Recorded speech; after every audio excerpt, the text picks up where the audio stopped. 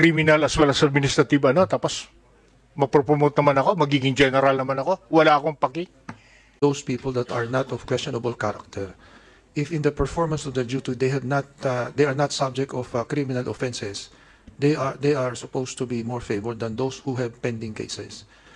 May I address this to Vice Chair Bernardo?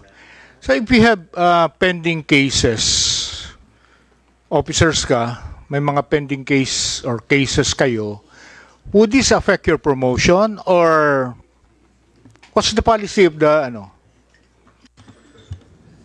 Your Honor, if these cases are involving under the law, if these are in Republic Act 9708, if these are involving human rights violation or penalties that would amount to their dismissal, if these are of such nature, it can affect the promotion, Your Honor. Outside of that, criminal, administrative? Not necessarily so, Your Honor. In your own opinion, do you think that's a good policy? Kasi, pwede naman palang maggawa ko ng mga criminal as well as administrative, tapos mapropromote naman ako, magiging general naman ako, wala akong paki. Your Honor, it is strongly suggested to the leadership to choose those people that are not of questionable character. If in the performance of their duty they are not subject of criminal offenses, they are supposed to be more favored than those who have pending cases. Although they will always raise a defense of innocence, but based on the performance evaluation, those that have not been facing criminal charges such as planting of evidence under Section 38 of Firearms Law or Section 27 of Dangerous Drug Law, they are not being considered, Your Honor. Yeah, but if that would be the case, madali lang mag-promote, ma-promote. Even if you have a lot of cases pending before you, tapos time and grade ka na, due for promotion, so nagiging walang paki yung officers na may kaso siya o wala. Anyway, mapopromote naman ako. Di ba? May I suggest, in your own opinion, as member of the commission, pwede bang i-revisit natin and then pag may kaso, pending muna? Set aside muna until you resolve that case of yours? Yes, Your Honor. Very sound suggestion, Your Honor. We'll take that into serious consideration. We also suggest to the leadership to dispose of administrative cases. Example, case in point is that this has been expeditious disposition. Meron pong summary dismissal proceeding, natapos kaagad. We would like to exemplify the actions of the NCRPO in disposing of administrative cases. Although yung criminal case will take a time, but kung ma-dismiss po sila, kung talaga mapatunayan na guilty sila, hindi na po sila abot doon sa promotion. They will not anymore be considered. In fact, they will be removed from the service. Yeah, well noted. Well noted, pero alam mo naman natin, ang tagal ng resolution ng mga cases.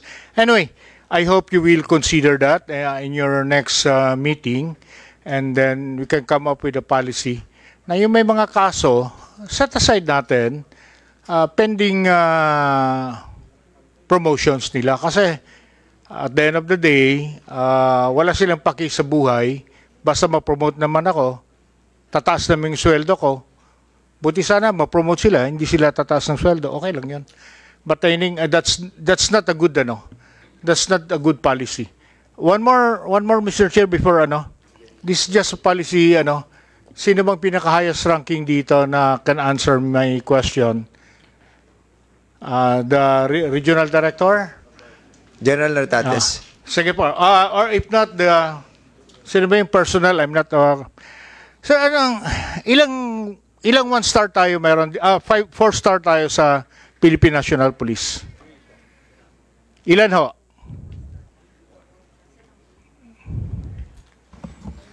Only one 4-star for Philippine National Police, Okay. Your Honor. Legal basis. Republic Act. Pengabol pen. 6975 as amended by Ano? RA. 65? 6975, Your Honor. 6975, correct? Tama ba? Correct, Your Honor. Ha? 6975? Okay. 3 stars. There are one. Ikaw na sumagot. Under 6975. Ikaw na sumagot. Mr. Chair, there are 3 under the law. Under the law. Opo. As of today, ilan? 8, Your Honor. Okay, We have 8. 2 stars. 2 stars.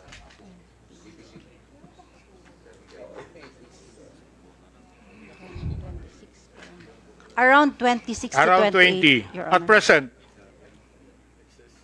We have 33, if I'm not 33. mistaken, Your Honor. 1 star.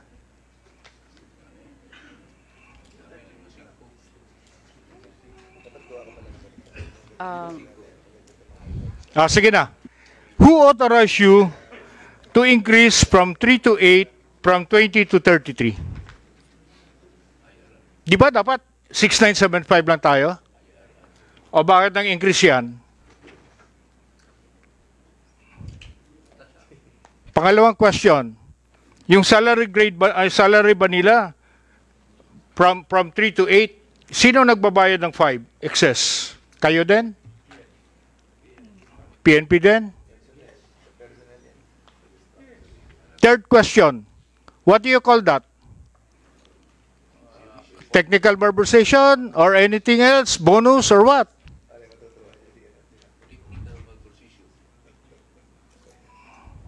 Anybody can, General, sir, can you answer that? I cannot answer, Your Honor. Maybe our Biseo, our Napolcom can answer it. Nako, my good friend pa naman. With Sir, can with the indulgence of my good friend, Mr. Chair, I move that during the next meeting, we invite the PNP chief himself so that he will know what his people are doing and what they are answering in the House of Representatives, Mr. Chair. So Yes. move, Mr. Chair. Okay, there's a motion that we invite the Chief PNP on the next hearing. Accommodating naman si Chief PNP, so we will be asking him to be present on the next hearing. So there's a second motion, duly seconded. Any objection? Hearing none, the said motion is now Mr. approved. Congressman Akop. If the PNP cannot answer the questions of the Honorable Palma, I will answer it for them.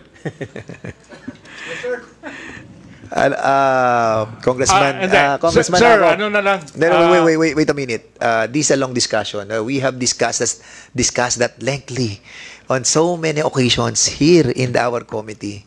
And if you're going to start the discussion, we will take the kingdom come. Yeah. Haba na naman po tayo dyan. Ano? Yeah. At maybe I would suggest to Congressman Palma that I will send you the video discussion in the PNP where Congressman Akop was the presiding officer, being the head of the technical working group, and it was discussed in the mother committee wherein we referred it to him, and it was discussed 3 times in a technical working group headed by Congressman Akop, and that discussion was so lengthy. Pag sinimulan natin discussion at nagsalita si Congressman Akop, hindi po tayo matatapos. Yeah, I know that, Mr. Chair. I was And as a matter of present fact, also. Congressman Palma, it was already been, we have already discussed, we have already submitted to the plenary, it was approved by the plenary, and then now ang susunod po natin ay bicameral na doon. Yeah, I know that, Mr. Chair. But the reason why I'm putting up before this floor, because I was able to read a couple of days ago the report of the COA na may problema. There's an instruction from the COA and to do something about this without the legal basis. Bakit nagkaganito? So I'm just trying to give an advice to the PNP to correct this before the COA will file the necessary cases before you. All right? So you better do something about that. Mr. Chair, thank you very much. Okay, I thank have you. nothing against the PNP, ha. Baka gusto ko lang i-correct yung report ng yung report ng COA. Thank you so much, Congressman Palma. Congressman Bustos, you were raising your hand. Thank you, Mr. Chair. Good afternoon. In connection with the suggestion of Honorable Congressman Palma to our Vice Chairperson for Napolcom, dun po sa mga may kaso na hindi pwedeng ma-promote kapag may kaso, whether administratively or criminally. Mr. Chair, ako, paig sana ako dun eh. In the perfect world, kapag nagtrabaho ang police or merong mga lapses, pwedeng kasuhan. But in practice, police din po ako, magtatrabaho ang police maayos, uhulihin lang talaga yung kriminal, may mga isolated cases eh. Pero, very isolated ito. Ang mga pulis po natin magtatrabaho maayos, sasakripisyo lahat, pati buhay nila. Pero, yung mga kriminal, what stops them from filing cases dito sa mga pulis nating maayos? So, siguro, doon sa suggestion ni Congressman Palma, though in principle and in a perfect world, I would support that.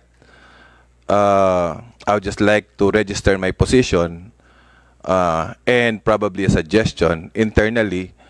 Alam ng mga pulis natin kung sino lang yung nakasuhan ng service connected, parang binabalikan lang sila ng mga kriminal, lalo na yung mga may panggastos. So, it's very unfair. No, kaya po may batas eh. Kahit may kaso, Mr. Chair, Vice Chair, tama po ba? Kahit may kaso, pwedeng magpa-promote?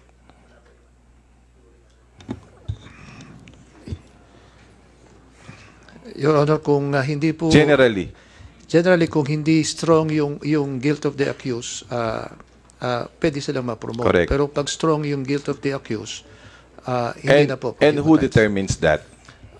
Yung court na magdi-determine kung strong yung guilt ng accused, especially kung ito ay mga heinous crime, kamukha nung planting of evidence yung pinag-uusapan dito, pag mga ganun.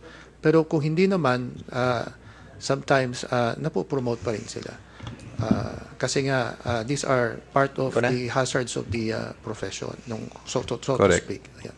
Gusto ko lang po marinig sa inyo na hindi po lahat ng nakakasuhan, di ba? Hindi lahat ng nakakasuhan na nagtrabahong pulis, disqualified dun sa promotion. Kasi nung lumabas yan at magtrabaho, magplano, ginagawa po nila yun para sa tao. It's very unfair na kasi pwede po sila makasuhan ng murder. Di po ba? Heinous po ba yun? Kung ito ho ay premeditated at Hindi po. Hindi po natin alam yun halimbawa eh. sa bagong department circular po ng DOJ, kailangan prima facie case na. Kaya sa mga araw ho ito, kung talagang i-file ng National Prosecution Service yan, at i-file din ng Muleo, ng Ombudsman, talagang malakas po yun.